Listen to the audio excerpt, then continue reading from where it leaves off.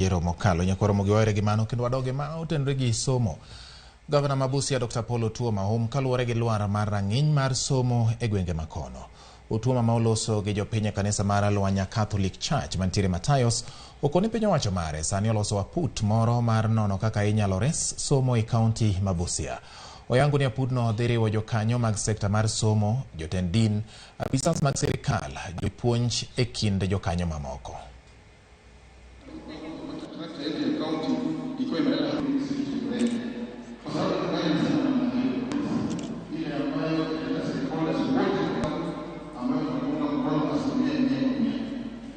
Elimu yetu hapa kaunti ya Busia imeenda chini sana, na iko vitu mingi inachangia.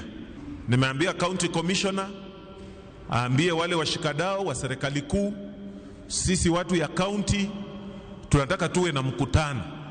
Matokeo imetoka both ya primary ya secondary, na tumeona vile eneo yetu hii imefanya, haijafanya vizuri.